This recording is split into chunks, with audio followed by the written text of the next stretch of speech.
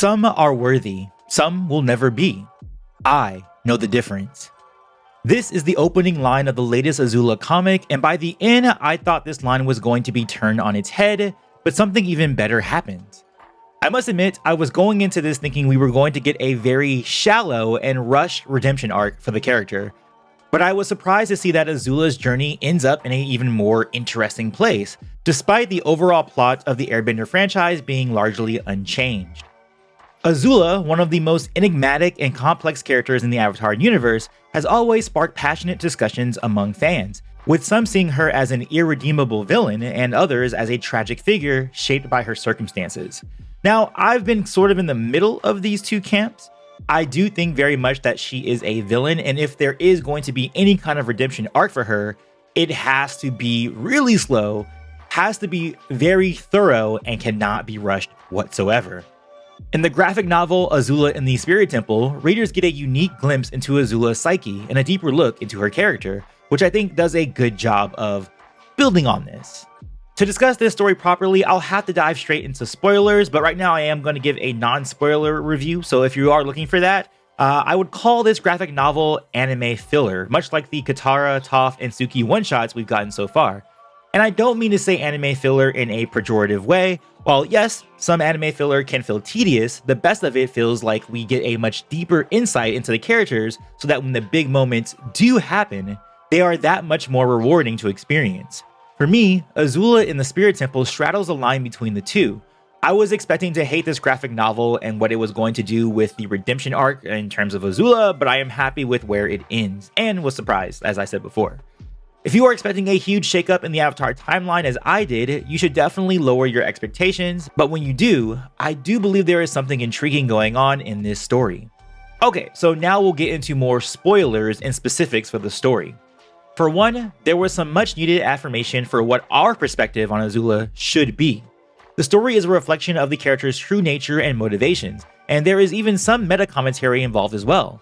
Azula's acolytes in this story, much like the fandom, see her as a monster who cannot be compromised with, just as Mei and Ty Lee would no longer cooperate with Azula and chose to abandon her. Azula, in her spiritual journey, blames the way she is due to those around her who did not give her a fighting chance, like her mother, her domineering father, her friends, etc. But her visions throw that back in her face as well. It's a very nice character examination that I appreciated from this graphic novel. Azula is both a product of her toxic upbringing and a perpetrator of terrible acts. This nuanced understanding is what makes this comic all the more compelling for fans who appreciate the depth of Azula's potential character development. The writing in Azula in the Spirit Temple is pretty dope for its authenticity, as it maintains Azula's character without over-explaining her motivations. The final form of the spirit I thought was pretty cool as well. In reality, I like to think that the bug spirit sprayed Azula with a hallucinogen, which enabled this whole story to start to begin with, and the spirit does a good job of showing Azula's visions that were harsh, but truthful. Things that Azula had to confront.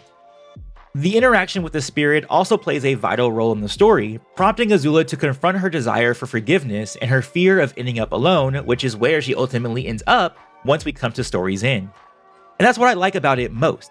Even if we are on the path to an Azula redemption arc, it should not come easy at all. Even Zuko had to trip a few times before he got it right.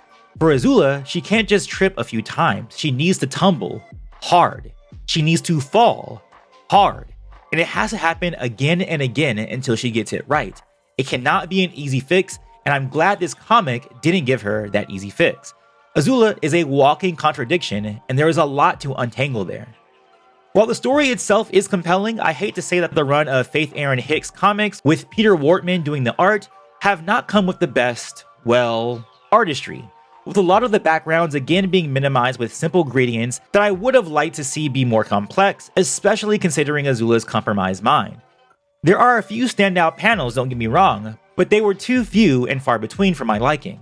That said, I do think a lot of what was going on here could translate well, very well in fact, to an animation, especially the back and forth between all the visions Azula was having between her family, her friends, and the odd spirit that set her down her journey, which for me brought forth the imagery of the yokai in Japanese mythology.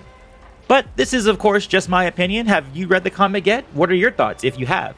Let me know in the comments below and check out more videos on my channel by clicking the video above. I'll catch you on the next one, and as always, peace, love, and remember, Be water, my friends.